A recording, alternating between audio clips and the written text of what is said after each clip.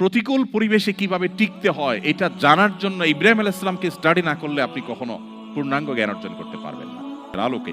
তো ইব্রাহিম আলাইহিস সালামকে আপনি যদি দেখেন, তিনি কিন্তু দোয়া করেছেন, রব্বানা ওয়াবআস ফীহিম রাসূলাম মিনহুম ইয়াতলু আলাইহিম আয়াতিহি ওয়া ইউআল্লিমুহুমুল কিতাবা ওয়াল হিকমাতা ওয়া ইউযাক্কিহিম।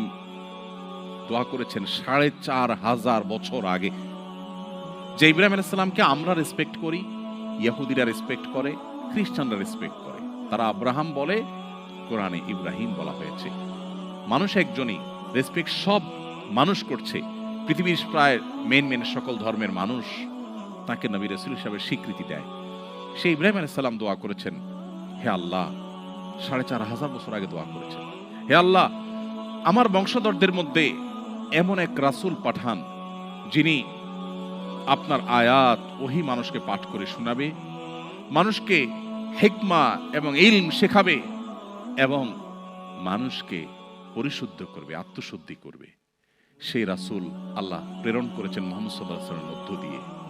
আল্লাহ বলেছেন, লাকাদ মান্নাল্লাহু আলাইহি আলাল মুমিনিনা ইয বাআসা ফীহিম রাসূলাম মিনহুম ইয়াতলু আলাইহিম আয়াতিহি ওয়া ইউযাক্কিহিম ওয়া ইউআল্লিমুহুমুল কিতাবা ওয়াল হিকমা।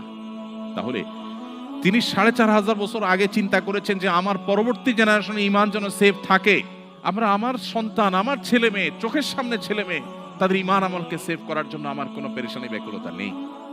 অতএব এর জন্য আল্লাহর কাছে দোয়া করতে হবে। ইব্রাহিম সাল্লাম যেরকম দোয়া করেছেন এবং আল্লাহ তার বংশধর ঈমান আমলকে সেভ করেছে, ঠিক আমরাও যদি আল্লাহর কাছে চোখের পানি ফেলে আমাদের রুটিন কাজ বানিয়ে নেই, প্রতিনিয়ত আল্লাহর কাছে চোখের পানি ফেলে, আল্লাহ আপনি হেদায়েতের মালিক, আল্লাহ আপনি হেফাজতের মালিক, আপনি আমাদের সম্পদ যেরকম হেফাজতের দোয়া করি, আমাদের ঈমানকে আপনি হেফাজত করুন, আমাদের জেনারেশনের ঈমানকে আপনি হেফাজত করুন, তাহলে ইনশাআল্লাহ আল্লাহ তাআলা আমাদেরকে হেফাজত